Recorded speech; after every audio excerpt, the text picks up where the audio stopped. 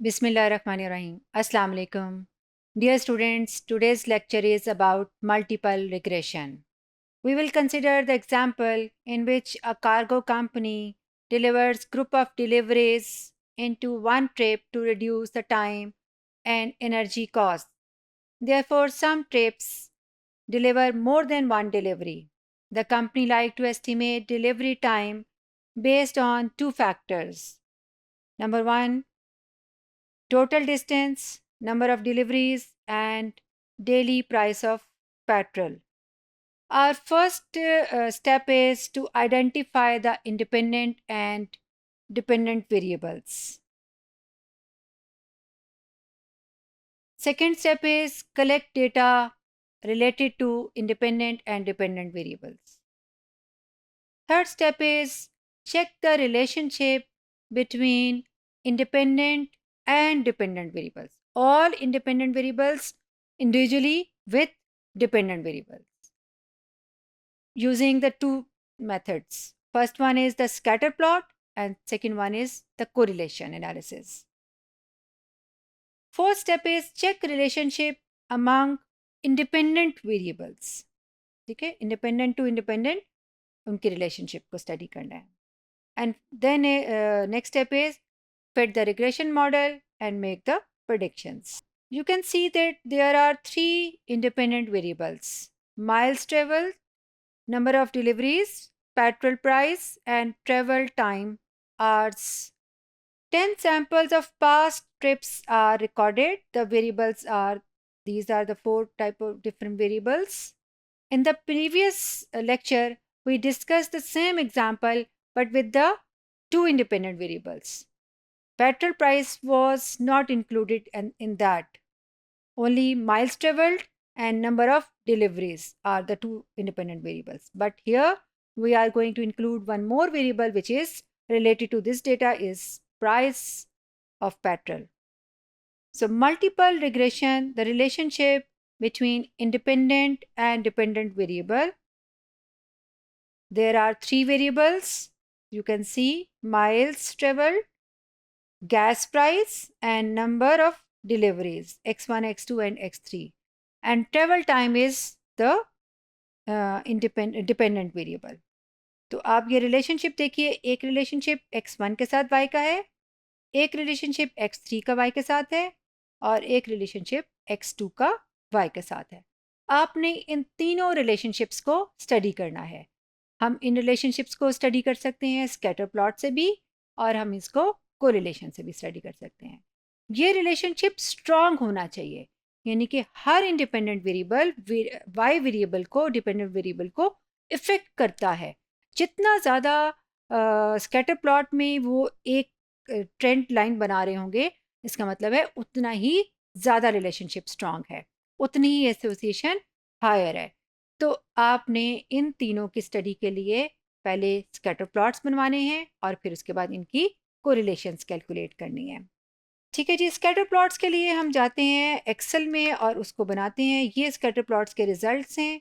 आप देख लीजिए कि ये किस तरह से बने हैं. इसके लिए हम एक्सेल को ओपन करने जा रहे हैं. ये एक्सेल फाइल है जिसमें आपने देखा कि हमने ये पूरा डेटा इस से कॉपी कर लिया इसमें और चार वेरिएबल्स उसी सीक्वेंस में यहाँ पर आपको नज़र आ रहे हैं. आपने स्कैटर प्लॉट इनके किस तरह से बनवाने हैं. x1 y, एक बार आपने ये अलहदा से कमांड रन करनी है. x2 y और फिर x3 y, तीनों को अलहदा से यहाँ पे हम प्लॉट करने जा रहे हैं. तो सबसे पहले हम यहाँ पर करेंगे. रेंज को सेलेक्ट करने का फ़ायदा नहीं है. एक तो हम कर सकते हैं x3 का y के साथ क्योंकि ये रेंजेस बिल्कुल साथ साथ दी हुई हैं. अदरवाइज़ वो बड़े डिस्टेंस से रेंजेस दी हुई हैं. तो आपको किस तरह बनाना है स्कैटर प्लॉट, उसके लिए आप देखें. Click on insert chart. Chart में आपने फर्स्ट वन को क्लिक कर दिया. ये आपका स्कैटर प्लॉट बनने जा रहा है. अभी ब्लैंक है क्योंकि आपने रेंजेस इसमें सेलेक्ट नहीं की. इसको मैंने थोड़ा सा साइड पे कर दिया है. अब आपने रेंज सेलेक्ट करनी है तो सेलेक्ट डेटा पे आके क्लिक करेंगे. सेलेक्ट डेटा आपका ये मेन मेन्यू के नीचे एग्जिस्ट कर रहा है, एक आइकन है, इसको क्लिक किया. ठीक है, इसमें आपने ऐड का बटन क्लिक किया. ऐड के बाद एक छोटी सी विंडो दोबारा खुल गई है. इसमें आपने बताना है कि आपने कौन सी सीरीज़ सेलेक्ट की. हमने x1 सीरीज़ लेनी है. ठीक है, x1 लिख दिया. उसके बाद आपने रेंज देनी है। रेंज कौन सी है x1 की? 89 से लेकर 76 तक। इसको क्लिक करने के बाद आप आ जाएंगे वाई रेंज के अंदर, और वाई रेंज भी आपने यहाँ से सेलेक्ट कर लेनी है। ठीक है, वाई की वैल्यूज़ 7 से लेकर आपकी ये 6.4 तक है। पेयर्स में डेटा कंप्लीट हो गया है, ओके कर दिया आपने, और यहाँ से भी आपने इसको ओके कर दिया। तो ये आपके सामने ग्राफ बना हुआ नज़र आ रहा है, x1 उसके टाइटल में लिखा हुआ है, और ये स्कैटर प्लॉट इस तरह से नज़र आ रहा है। अब आप देखिए कि इस स्कैटर प्लॉट में 1 2 3 पे तो डेटा एग्जिस्ट ही नहीं कर रहा वाई की रेंज में। तो हम इस ग्राफ को थोड़ा सा मॉडिफाई कर सकते हैं। इसमें मैंने वाई एक्सिस पे जाके इसको डबल क्लिक किया। जैसे ही डबल क्लिक करेंगे तो राइट साइड पे आपके पास ये मेन्यू खुल गया है, जिसमें मिनिमम क्या लिखा हुआ है? 0। हम चाहते हैं कि 0 से ना शुरू हो, बल्कि कहाँ से शुरू हो जाए? 4 भी एनफ है। 4 से नीचे हमारे पास डेटा एग्जिस्ट ही नहीं कर रहा। ठीक है, तो मैंने पहले सब कुछ डिलीट करके यहाँ पर क्या लिख दिया? 4। ठीक है जी, 4 लिखने के बाद इसको एंटर किया। अब आप देखिए कि आपका ग्राफ इस तरह से बन गया है। एक्स एक्सिस में देखिए तो पहले वाले 2 कॉलम्स जो हैं, 2 रोज़ हैं, 20 के लिए भी कोई वैल्यू एग्जिस्ट नहीं कर रही, 40 के लिए भी कुछ एग्जिस्ट नहीं कर रहा। तो हम इसको यूँ करते हैं कि इसको भी सेलेक्ट करते हैं, और इसकी मिनिमम वैल्यू जो है उसको भी 0 से कम करके किस पे ले जाते हैं? इसको भी ले जाएंगे हम उस पे 40 पे ले जाते हैं। ठीक है, कि 40 से हमारा ग्राफ शुरू हो। ठीक है, अब आप देखिए कि आपका डेटा जिस जगह पर एग्जिस्ट कर रहा था, ग्राफ भी उतना सा ही आपको एक्सट्रैक्ट करके उसने दे दिया। ये एक्सट्रैक्ट किया हुआ ग्राफ जो है, इसमें आपको जो रिलेशनशिप नज़र आ रहा है वो x1 और y का नज़र आ रहा है। अब आप यहाँ से देख के मुझे बताइए, क्या ये रिलेशनशिप पॉजिटिव है? क्या ये स्ट्रेट लाइन इसके अराउंड बन सकती है? क्या ये कोरिलेटेड हैं, एसोसिएशन रखते हैं x1 और y? बिल्कुल, ये स्कैटर प्लॉट एक स्ट्रेट लाइन के अराउंड बना हुआ है। ठीक है जी, हमने यहाँ से इसको कॉपी कर लेना है, और अपनी वर्कशीट पे जहाँ पे भी आपने इसको रखना है वहाँ पे हमने प्लेस कर दिया। फिलहाल मैं इसको यहाँ से ड्रैग करके नीचे ले जाती हूँ। ठीक है, x1 का। अब हम बनाने जा रहे हैं एक और ग्राफ, वो बनाने जा रहे हैं x2 का y के साथ। तो उसी तरह से ही हमने क्या करना है कि इंसर्ट किया और चार्ट क्लिक किया। फर्स्ट ऑफ ऑल आपका ब्लैंक चार्ट बना। थोड़ा सा हम इसका साइज़ छोटा कर लेते हैं ताकि ये हमारे सामने जो है वो कुछ डेटा भी नज़र आता रहे। इसको थोड़ा ड्रैग भी कर लिया मैंने। अच्छा, अब हमने इसमें सेलेक्ट डेटा को क्लिक किया। सेलेक्ट डेटा क्लिक किया तो एक आपके पास मेन्यू खुल गया जिसमें आपने वैल्यूज़ देनी है, और इसमें ऐड को क्लिक किया। सीरीज़ कौन सी ले रहे हैं? हम x2 की ले रहे हैं यहाँ पर। ठीक है, x2 की सीरीज़ है। तो x2 की रेंज क्या है आपके पास? ये 4 से लेकर 3 तक। और उसके बाद हमने इसमें y वेरिएबल लेना है, और y वेरिएबल स्टिल वही है जो पहले भी था हमारा। ठीक है, इसको थोड़ा सा मैं y को यहाँ से ड्रैग करती हूँ। ठीक है, ये आपको नज़र तो नहीं आ रहा होगा, लेकिन ये सेलेक्ट हो गया, इसके पीछे है, ग्राफ के पीछे है। यहाँ से आपने y को सिलेक्ट करने के बाद ओके कर दिया। ठीक है, और इसको जैसे ही आप ओके करेंगे तो ये आपके सामने ग्राफ x2 और y का बन गया है। अब आप देखें x2 और y का ग्राफ जो है, उसमें जो स्टार्ट की वैल्यूज़ हैं y की 1 2 3 4, इस पर डेटा एग्जिस्ट नहीं कर रहा। तो हम इसको यहाँ से सेलेक्ट करेंगे, और इसको सेलेक्ट करने के बाद यहाँ से इसकी रेंज को मिनिमम कर सकते हैं, साइज़ को। इसको पहले सेलेक्ट किया, और अगर आप ना भी यहाँ से सेलेक्ट करना चाहें तो भी आप देख सकते हैं कि ये एक स्ट्रेट लाइन बन रही है। इसकी x2 और y के दरमियान में स्ट्रेट लाइन बन रही है। और अगर आप इसको चेंज करना चाहें, आप एक्सेल में रहते हुए भी चेंज कर सकते हैं, और जब इसको कॉपी कर लेंगे वर्ड में या पावर पॉइंट में या किसी भी आप माइक्रोसॉफ्ट की एप्लीकेशन में, तो आप वहाँ जाके भी इसको चेंज कर सकते हैं। ठीक है, ये चेंज करने की ऑप्शन आपके पास हमेशा से ही मौजूद रहेगी। अच्छा, उसके बाद हम इसको भी ड्रैग करके नीचे कर देते हैं। अब हमने x3 और y का बनाना है। वो पहले ही हम रेंज सेलेक्ट कर लेते हैं क्योंकि साथ साथ ही पड़े हुए हैं। ठीक है, और यहाँ से स्कैटर प्लॉट आप बनवा लें, या आप दूसरी तरीके से भी बना सकते हैं जिस तरह अभी हम बना रहे थे, स्कैटर प्लॉट। ठीक है, ये इस तरह से। अब आप देखिए इसका स्कैटर प्लॉट एक क्लाउड की फॉर्म में है। किसका? x3 और y का। अगर आप इसकी रेंज भी कम करके देखेंगे तब भी आपको इसमें कोई ट्रेंड नज़र नहीं आ रहा। इन तीनों स्कैटर प्लॉट्स को हमने अपनी पावर पॉइंट में साथ साथ बना लिया है ताकि आप कंपेयर कर सकें। तो हम वापस आते हैं अपनी पावर पॉइंट में और देखते हैं। ठीक है जी, पहला जो आपका ग्राफ है वो वाई एंड x1 है, ठीक है जी, वाई एंड x1। इसमें आपके पास जो लाइन बन रही है वो एक स्ट्रेट लाइन बन रही है। उसके बाद आपका नेक्स्ट ग्राफ है, स्कैटर प्लॉट किसका है, वाई एंड x3 का। ये क्लाउड की फॉर्म में है, ठीक है, कोई ट्रेंड नज़र नहीं आ रहा। और वाई और x2 का ये भी आपका एक स्ट्रेट लाइन की फॉर्म में है। तो ये तीन आपके डिपेंडेंट वेरिएबल के इंडिपेंडेंट वेरिएबल्स के साथ इंडिविजुअल स्कैटर प्लॉट्स बन गए। इससे आपको पता ये चला कि x1 वेरिएबल और x2 वेरिएबल इसने y के साथ रिलेशनशिप रखा हुआ है, यानी x1 x2 has a relationship with y variable while the other third variable x3 has no relationship with y। तो इसलिए हम इस वेरिएबल x2 को जो है इसमें शामिल नहीं करेंगे और x1 को और x2 को हम शामिल कर लेंगे अपने मॉडल के लिए। इनको रिकमेंड करते हैं कि ये हमारे मॉडल में शामिल होने चाहिए, इनकी मॉडल में सिग्निफिकेंस होगी, ठीक है।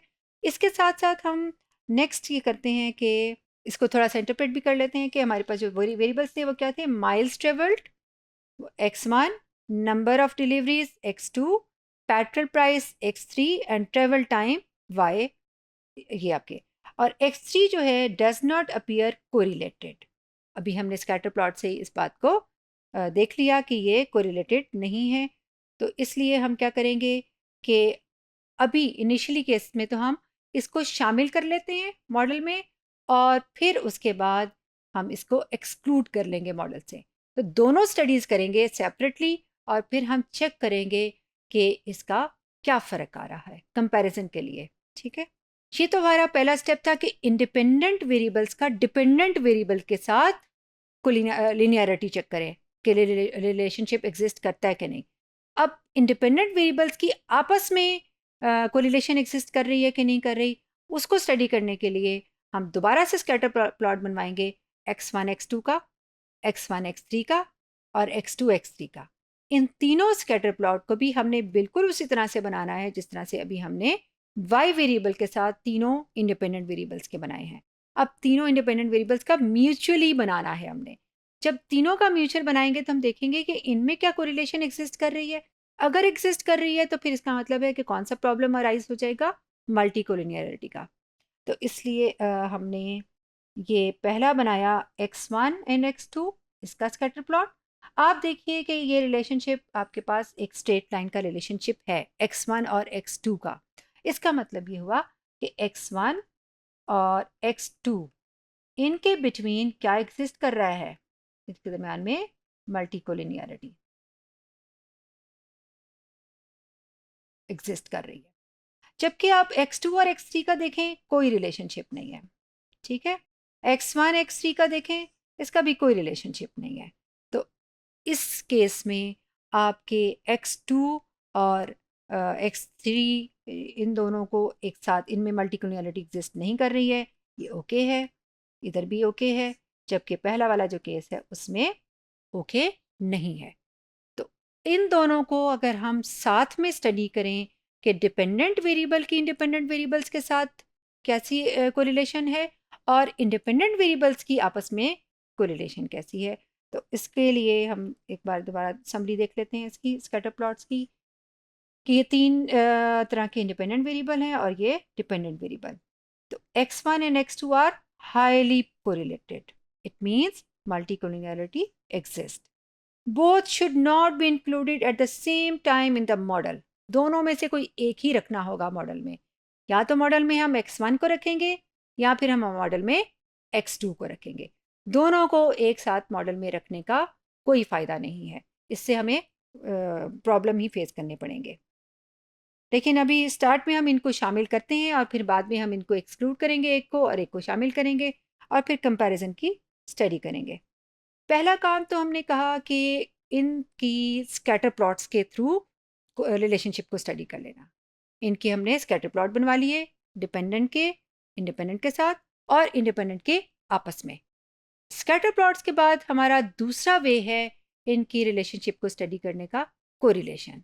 तो हम कोरिलेशन कैलकुलेट कराते हैं, एक्सेल के थ्रू ही कराते हैं और फिर देखते हैं कि कोरिलेशन भी क्या सपोर्ट करती हैं हमारे स्कैटर प्लॉट के रिजल्ट्स को कि नहीं रिजल्ट को सपोर्ट करती हैं। ये आपका एक्सेल ओपन हो गया, स्कैटर प्लॉट मैंने सारे नीचे कर दिए हैं।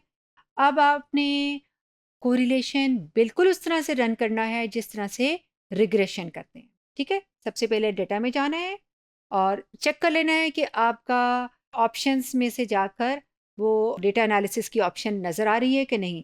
ठीक है, देखें अब डेटा हमने चूँकि प्रीवियसली इसको कर लिया है ऑन, अदरवाइज़ आपको क्या करना होगा, फाइल में जाके ऑप्शन से जाकर आपने यहाँ से एड इन में जाना है और एड इन से जाकर यहाँ से अपने एप्लीकेशन एड इन्स में रिग्रेशन को ऑन कर लेना है, टूल को। टूल्स को ऑन करने के बाद ओके करेंगे, हमारे ऑलरेडी वो टूल्स ऑन हुए हुए हैं, इसी वजह से हमें ये डेटा एनालिसिस नज़र आ रहा है डेटा के अंदर। तो देखते हैं कि डेटा को क्लिक किया, डेटा को क्लिक करने के बाद राइट मोस्ट आपको डेटा एनालिसिस नज़र आ रहा है, डेटा एनालिसिस को क्लिक किया। डेटा एनालिसिस को क्लिक करने के बाद आपको इसमें कोरिलेशन मिलेगा, अल्फ़ाबेटिकली अरेंज हैं, तो ये आपको यहाँ से कोरिलेशन मिल जाएगा। कोरिलेशंस ओके कर दिया आपने। अब आपसे वो पूछ रहा है कि रेंज क्या होनी चाहिए कोरिलेशन की। कोरिलेशन की रेंज के लिए आपने क्या करना है, इसको कर्सर को इस पे रखा और आपने कोरिलेशन फाइंड आउट करनी है। पहले किसकी किसकी करनी है कोरिलेशन फाइंड, चलिए पहले x3 और y की कर लेते हैं। ठीक है, इनकी कोरिलेशन ओके, ये आपको मिल गई। ठीक, अगर हम होल रेंज दे देते, अभी आपने दो वेरिएबल सेलेक्ट किए हैं, ठीक है, तो दोनों वेरिएबल्स के रिजल्ट्स आपको यहाँ पर मिल रहे हैं। x3 और y की कोरिलेशन कितनी है, 0.267, यानी कि बहुत ही कम कोरिलेशन है x3 की y के साथ। हम चाहते हैं कि हम पूरे टेबल को eight the same time study कर लें, तो हम कैसे करेंगे, जहाँ पर आपका डेटा एग्जिस्ट कर रहा है आपने उस वर्कशीट पे वापस जाना है। ठीक है, और ये शीट नंबर 1, इसमें रहते हुए आपने, वरना जिस शीट में होगा वहाँ पे वो डेटा को सर्च करेगा, वहाँ पे डेटा एग्जिस्ट ही नहीं कर रहा तो आपको प्रॉब्लम आएगी। कर सकते हैं वहाँ से भी, फिर वो वर्कशीट पहले सेलेक्ट होगी और फिर उसके बाद रेंज सेलेक्ट होगी। ठीक है, लेकिन वो ज़रा थोड़ा डिफिकल्ट हो जाएगा। डेटा और फिर ये डेटा एनालिसिस किया, कोरिलेशन को यहाँ से सेलेक्ट करके ओके कर दिया आपने। टोटल रेंज, अच्छा एक काम मैं और करने जा रही हूँ, इसकी जो टॉप पे जो आपके कैप्शंस हैं उनको भी मैं शामिल कर लेती हूँ। ठीक है, यानी whole range including the data and data captions. लेकिन एक आपने करना है इसमें चेक बॉक्स लेबल्स, यानी कि उसने कहा है कि क्या लेबल्स इसमें इंक्लूड है फर्स्ट रो में, यस, ताकि उसको वो लेबल ही कंसिडर करे। ओके, आप देखिए कि डेटा एनालिसिस की आउटपुट हमेशा एक नई स्प्रेडशीट पे आती है, तो स्प्रेडशीट जो आपकी खुल गई है 4, उसके ऊपर आपको रिजल्ट नज़र आ रहे हैं। इसको मैं थोड़ा सा बड़ा कर लूँ यहाँ से।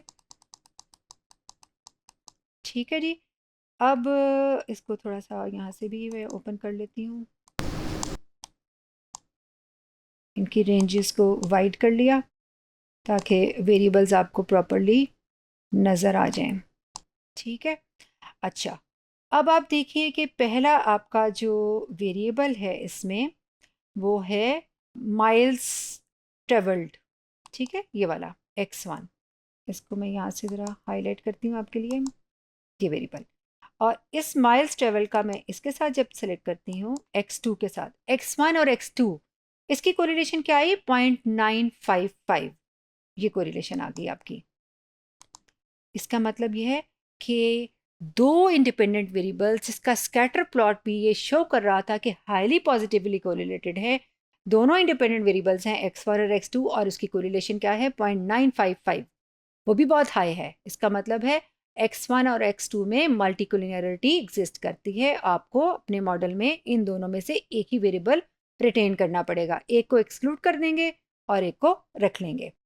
अब आप उसके बाद देखिए कि बाकी क्या वेरिएबल्स x1 की x3 के साथ क्या रिजल्ट आ रहा है।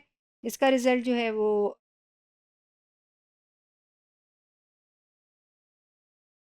0.355, यानी कि x1 और x3 की कोरिलेशन एग्जिस्ट नहीं कर रही है, स्ट्रांग नहीं है, 0.355 है, मल्टीकोलिनियरिटी एग्जिस्ट नहीं कर रही है। और फिर x2 और 3 की रिजल्ट देखा, अगर उसका रिजल्ट देखें तो वो भी कितना आ रहा है 0.4982, ये भी कोई नहीं खास। तो इसका मतलब है x1 और x2 के दरमियान में मल्टीकोलिनियरिटी एग्जिस्ट कर रही है, 1 एंड 3 एंड 2 एंड 3 इसके दरमियान में एग्जिस्ट नहीं कर रही है।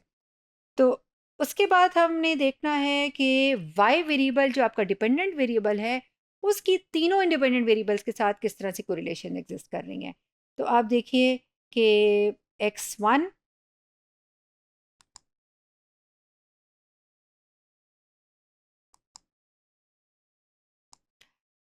ये मैंने आपके सामने हाईलाइट की अभी, x1 और y की इसमें कोरिलेशन कितनी है 0.928। इसका मतलब है x1 y को बहुत ज़्यादा इफ़ेक्ट कर रहा है, x1 को मॉडल में रखना चाहिए। उसके बाद आपका है नेक्स्ट वेरिएबल x2। x2 को y के साथ जब हमने स्टडी किया तो वो भी क्या शो कर रहा है 0.916, नहीं x2 की भी y के साथ रिलेशनशिप बहुत स्ट्रांग है, तो इसको भी मॉडल में शामिल होना चाहिए। लेकिन आपने देखा कि x1 और x2 के दरमियान आपस में भी कोरिलेशन एग्जिस्ट कर रही है, y के साथ भी एग्जिस्ट कर रही है और आपस में भी एग्जिस्ट कर रही है। तो आपको इन दोनों में से एक ही रखना होगा। अगर आप इसमें भी देखें तो 0.928 इज स्लाइटली हायर देन 0.916, उससे थोड़ी सी ज़्यादा है, तो x1 जो है वो ज़्यादा रिकमेंडेड है कि उसको मॉडल में रखा जाए। उसके बाद देखिए आपकी थर्ड जो है y के साथ कोरिलेशन 0.26, यानी कि पेट्रोल की प्राइस का आपके डिलीवरी टाइम से कोई इफ़ेक्ट नहीं पड़ता। प्राइस पेट्रोल की बढ़ रही है या कम हो रही है, डिलीवरी टाइम इससे इफ़ेक्ट नहीं हो रहा क्योंकि कोरिलेशन बहुत ही कम है। तो ये स्मॉल कोरिलेशन ये शो करती है कि x3 should not be included in your model. x3 को तो हमने यहीं से निकाल दिया क्योंकि वो उसकी y के साथ कोरिलेशन स्ट्रांग नहीं है। x2 और x1 दोनों को मॉडल में रखना चाहिए क्योंकि दोनों की ही स्ट्रांग कोरिलेशन है 0.928 और 0.916, लेकिन मल्टीकुलिनैरिटी भी एग्जिस्ट कर रही है, इन दोनों के दरमियान आपस में भी कोरिलेशन एग्जिस्ट कर रहा है, तो इन दोनों में से हमें एक ही रखना पड़ेगा। जब हम इन दोनों में से एक ही रखेंगे तो मॉडल में सिर्फ एक ही वेरिएबल रह गया, x1 का या x2 का। तो फिर ये मल्टीपल रिग्रेशन से ये प्रॉब्लम सिंपल रिग्रेशन की तरफ चला गया। ठीक है जी। तो आपने मल्टीपल रिग्रेशन को स्ट्रेट फॉरवर्डली कैरी आउट नहीं कर लेना कि आपके पास 3 वेरिएबल्स या 4 वेरिएबल्स दिए हुए हैं और आपको ऐसा लग रहा है कि ये वेरिएबल्स अपेरेंटली उनकी नेचर जो है वो ये बता रही है कि वो आपके डिपेंडेंट वेरिएबल को इफेक्ट कर रही हैं, तो आपने स्ट्रेट फॉरवर्ड रिग्रेशन जो है वो रन कर दिया। आपने डेटा में गए और डेटा एनालिसिस में जाके रिग्रेशन रन कर दिया। इस तरह आपको जो रिजल्ट्स मिलेंगे वो रिलायबल रिजल्ट्स नहीं होंगे और उस मॉडल की बेस पे एस्टिमेटेड रिग्रेशन लाइन की बेस पे आप जो प्रेडिक्शन करेंगे वो भी रिलायबल नहीं होगी। तो पहले आपको ये स्टडी करनी होगी जिसमें स्कैटर प्लॉट्स बनवाने होंगे इंडिपेंडेंट और डिपेंडेंट के, और उसके बाद आपने फिर स्कैटर प्लॉट्स बनवाने हैं इंडिपेंडेंट के म्यूचुअली, फिर आपने कोरिलेशंस फाइंड करनी है कि क्या स्कैटर प्लॉट को सपोर्ट कर रही हैं। अगर वो सपोर्ट कर रही हैं तो इन सब को आपने सम अप करके यहाँ से किसी एक रिजल्ट पे पहुँचना है कि which variable is actually contributing variable for this model. हम ज़रा अपने प्रेजेंटेशन में वापस जाते हैं। ठीक है जी, कोरिलेशंस कैलकुलेट की, अभी हम कोरिलेशंस देख रहे थे, ये मैंने आपको अभी डिटेल से बता दिया। उसके बाद आपने स्कैटर प्लॉट देखे और स्कैटर प्लॉट के बाद आपने इन दोनों को कंबाइन कर दिया कि स्कैटर प्लॉट है और उसकी कोरिलेशन। ठीक है, इस स्कैटर प्लॉट में आपको लग रहा है कि हाईली पॉजिटिव कोरिलेटेड है और आपकी कोरिलेशन भी 0.928 है, यानी कि जो स्कैटर प्लॉट ने रिजल्ट दिया वही आपने कोरिलेशन से भी फाइंड आउट किया। उसके बाद आपने देखा कि डिपेंडेंट वेरिएबल का इंडिपेंडेंट वेरिएबल y3 के साथ जो रिलेशनशिप है वो नो कोरिलेशन है, और यहाँ भी आपने देखा कि कोरिलेशन का रिजल्ट भी 0.26 है, यानी कि 0.5 से भी लेस है, इनमें बहुत ही कम कोरिलेशन है या ना होने के बराबर है। उसके बाद आप देखें कि थर्ड आपने इंडिपेंडेंट वेरिएबल का y के साथ x2 का y के साथ रिलेशनशिप देखा, ये भी स्ट्रेट लाइन था और आपकी जो कोरिलेशन है वो भी आपकी हाई आई है 0.916। तो यहाँ से आपको पता चला कि x3 को मॉडल में शामिल नहीं होना चाहिए, x1 को और x2 को मॉडल में शामिल होना चाहिए। उसके बाद हम देखते हैं कि हमने इंडिपेंडेंट वेरिएबल्स का आपस में जो स्टडी की वो आपको क्या रिजल्ट देती है। स्कैटर प्लॉट ने बताया कि x1 x2 आपका हाईली पॉजिटिवली कोरिलेटेड है और इसकी कोरिलेशन भी आपने देखी कि वो 0.955 थी। इसके बाद आपने देखा x2 और x3 की बहुत ही कम है, कोरिलेशन 0.498, ठीक है, यानी कि इसमें मल्टी कोलिनियरिटी का इशू आ रहा है, ठीक है, इसमें, जबकि इनमें मल्टी कोलिनियरिटी का इशू नहीं आ रहा और इसमें भी कोई रिलेशनशिप एग्जिस्ट नहीं कर रहा, कोरिलेशन भी बहुत लो है। तो ये दो आपके रिकमेंडेड हैं, कौन कौन से, X2 और X3, जबकि X1 और X2 eight the same time model में शामिल नहीं होने चाहिए। इसमें मल्टीकुलरिटी एग्जिस्ट कर रही है और जबकि लास्ट दो में मल्टीकुलरिटी एग्जिस्ट नहीं कर रही है। तो स्कैटर प्लॉट ने कंफर्म कर दिया कोरिलेशन के रिजल्ट्स को और कोरिलेशन भी कंफर्म कर रही है। तो आज के लेक्चर में हमने जो देखा वो ये था कि अभी हम रिग्रेशन रन नहीं कर रहे, हमने रिग्रेशन रन करने से पहले जो प्री रिक्विजिट है वो ये है कि आइडेंटिफाई किया कि कौन से आपके वेरिएबल्स एग्जिस्ट करते हैं, इंडिपेंडेंट हैं, डिपेंडेंट हैं, उनमें से कौन से कंट्रीब्यूटिंग हैं और कौन से नहीं। तो इसके लिए सबसे पहले हमने देखा कि आपका यहाँ पर जो X1 और X2 है वो हाईली कोरिलेटेड था, तो इसमें से एक ही मॉडल में रखना चाहिए। X3 की Y के साथ बहुत ही लो कोरिलेशन थी, इसलिए X3 को मॉडल में शामिल नहीं करना चाहिए। तो यहाँ से हमारा मॉडल जो है वो बड़ा प्रिसाइज हो जाएगा। इस फाइंडिंग के बाद जो हम रिग्रेशन रन करेंगे वो बड़ा रिलायबल रिजल्ट आपको देगा।